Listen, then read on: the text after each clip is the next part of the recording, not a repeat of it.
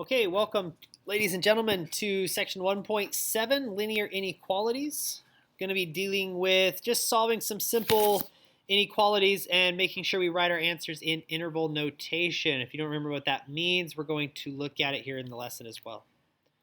All right, so let's take a look at interval notation first. If we were to take, well, this right here is a linear inequality because it's just x to the first power right there. And we could solve this just like we did in Algebra 1. We could subtract 3 from both sides. And we would get a solution set that says x is greater than 4. Now, on a number line, which is not what we're doing, I'm going to use the number line as an example. If you were to draw the answer set here at 4, we would draw an open circle and go greater than 4 in the right-hand direction. Well, in interval notation, the open dot represents a parentheses starting at 4 and going until infinity. I hope you guys have seen this before. I think we did it a little bit beforehand, and you should have seen it in Algebra 2. So we can represent this solution set with an interval notation rather than an inequality, and that's what we want to be doing now on because we are in an upper division class.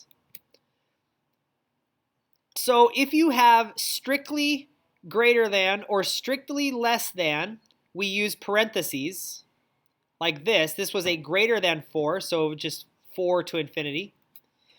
If it was, let's say the answer to this statement, if the original question was x plus 3 is greater than or equal to 7, and then we get an answer of x greater than or equal to 4, the difference for this would be a square bracket around 4 up to infinity.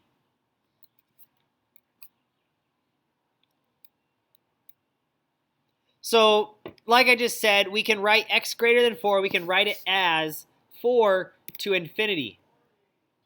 And we never close off infinity, so we never use a closed bracket, because that would mean we stopped at infinity. But that doesn't make sense. We can't stop at infinity. So if I was to draw or write x is less than or equal to 3, in interval notation, we can think about the number line. Just think about it. We're not drawing it. That would be a closed dot and less than 3. So we need to start left to right. The leftmost number on this line is negative infinity. So way out here is negative infinity. And that shading goes up until 3. Now we never close off infinity, and because it's got the equal to or the closed dot, it's going to be bracket 3. And we could do stuff like this. Again, if we think about a number line, just if you need to do this every time, just sketch it.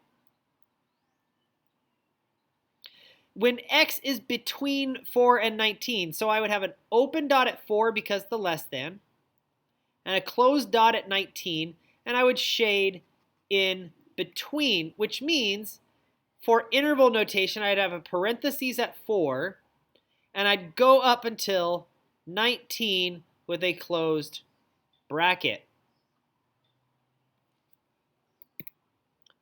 We could do this. If we have two separate intervals, so on my number line here, I have less than negative 10 or greater than or equal to 9. That means open dot here at negative 10 and going less than, and a closed dot at 9 and going greater than.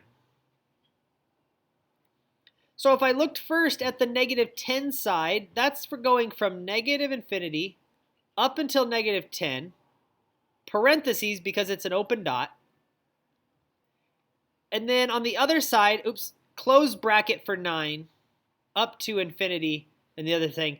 And then what we do to connect these two things, we put a big U here, which means union. It's the connection of the two intervals.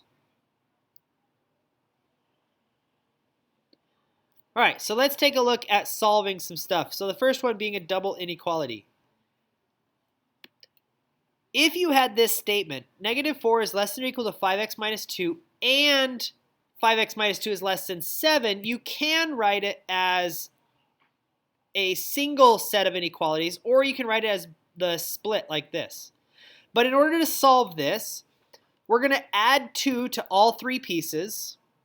So we would add 2, add 2, add 2, just like normal, except for now we have 3 sides.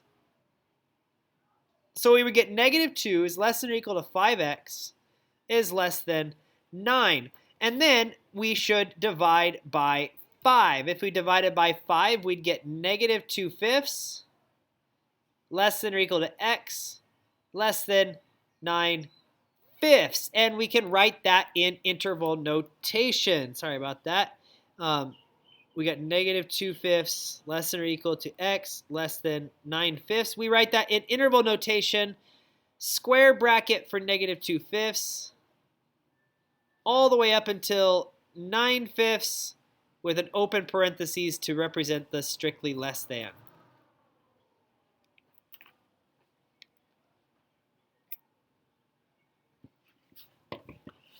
All right, absolute value inequalities. You must remember that absolute value represents distance from 0. So if we would look at this statement, absolute value of x is greater than 4. That means the distance from 0 must be greater than 4. So that means x has to be bigger than 4 or less than negative 4. If you thought about that on a number line,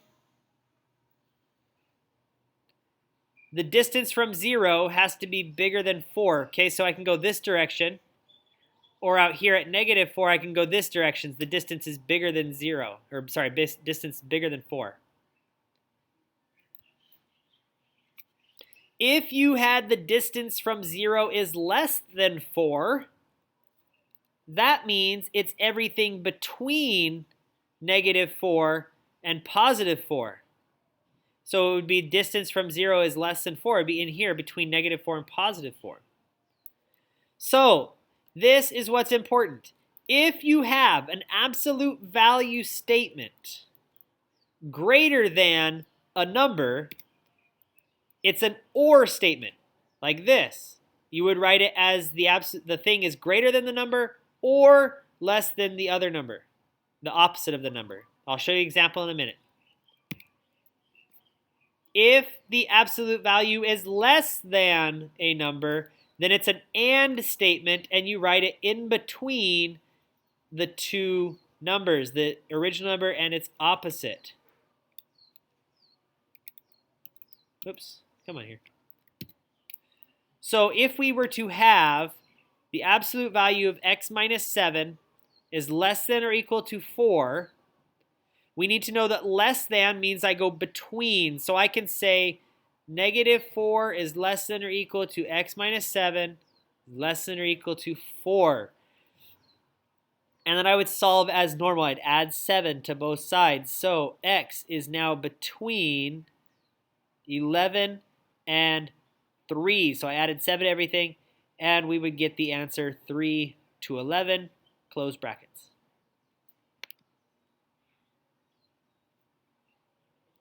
Whereas if I was to do the absolute value of 2x plus 1 is greater than 4, let's just go 4 here, I need to split this into an or statement. So this is going to say 2x plus 1 is greater than 4, or 2x plus 1 is less than negative 4. All right, so here I'm going to subtract 1 and divide by 2. So I get x is greater than 3/2, or subtract 1, divide by 2 gets me x is less than negative 5/2. All right, so on a number line, you need to remember that negative 5/2 is here and 3/2 is here. And we need to go left of negative 5/2 and right of 3/2. So we go from negative infinity to negative 5/2, union 3/2 to infinity. And there we have the answer to 2x plus 1 and the absolute value greater than 4.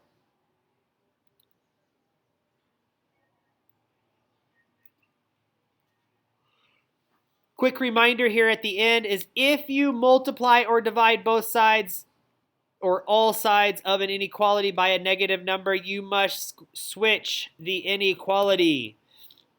Something along this line. If I had 3 is less than x, or let's scratch that. Try again there. I'm not going to get the right answer if I don't want to do that. 3 is less than 2 minus x is less than 5. I would subtract 2 from every side. And then I would have to divide by -1. So when I divide by -1,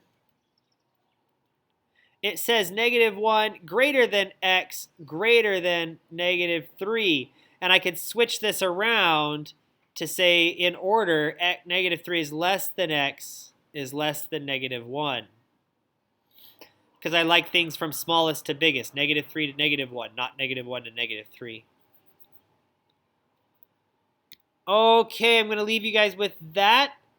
There's your 24 problems. Have fun with these. I hope you guys learned a little bit of stuff, and I will see you guys tomorrow.